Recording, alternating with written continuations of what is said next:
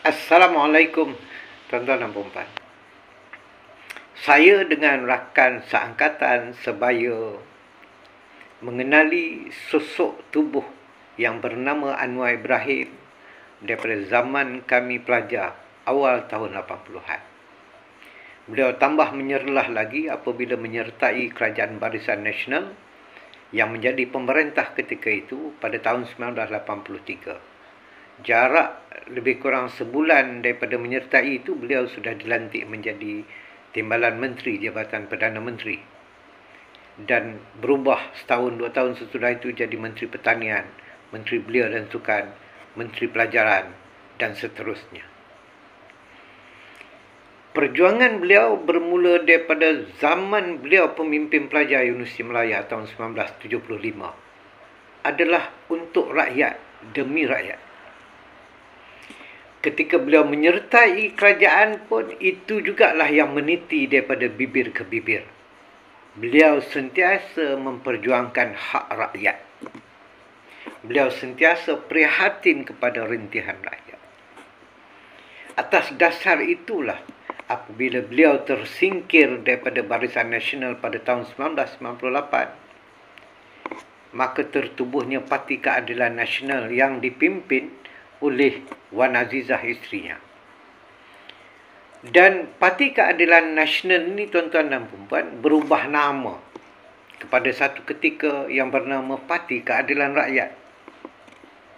Dan dalam PRU ke-11 ataupun 12 lebih kurang, beliaulah menjadi sumber inspirasi untuk tertubuhnya sebuah gabungan parti yang bernama Pakatan Rakyat. Semuanya kerana rakyat. Jadi, mustahillah beliau tidak mendengar rintihan rakyat. Mustahillah beliau tidak tahu bagaimana perasaan rakyat ketika ini.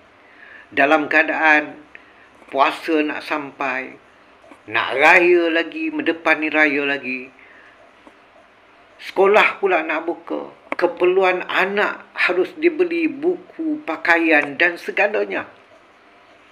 Pendapatan pula semenjak PKP dulu, ramai yang sudah hilang pendapatan mereka. Dalam keadaan zaman inflasi, harga barangan naik ini, pendapatan yang dulu sudah tidak mampu untuk membeli apa yang ada. Hutang rumah dengan bank perlu dibayar, kalau tidak, rumah disita.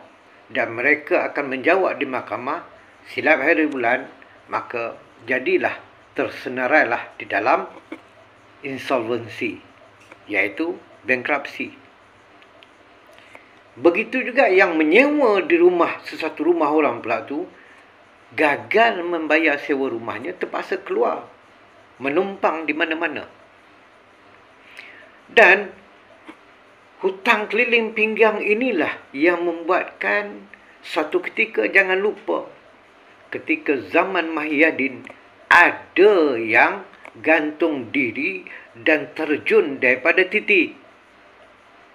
Ketika itu jugalah berlakunya bendera putih naik di sini sana untuk orang meminta bantuan. Itu juga Datuk Seri daripada dalam memperjuangkannya melalui suara-suara mereka yang setia bersama dengan Datuk Seri. KWSP bukan duit kerajaan. KWSP adalah wang rakyat yang disimpan. Ia amat diperlukan untuk hari tua. Tetapi, jika mereka tidak gunakan pada hari ini, kita khawatir mereka tak sempat tua. Tekanan perasaan dengan penyakit darah tinggi naik dan sebagainya.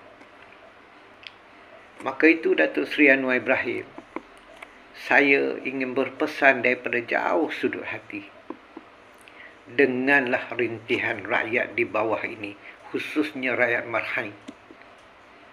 Saya bukan di kalangan mereka yang ada KWSP. Tetapi saya sentiasa mendengar rintihan mereka yang sentiasa inginkan sebuah perhatian, rasa belas kasihan daripada seorang Perdana Menteri.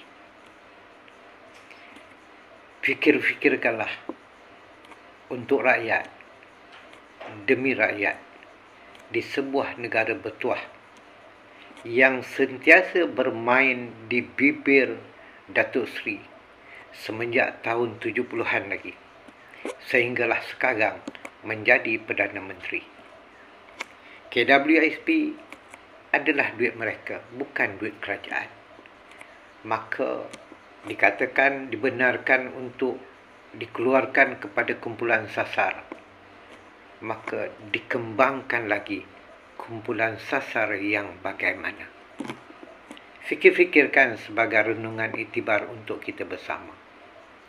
Assalamualaikum warahmatullahi wabarakatuh.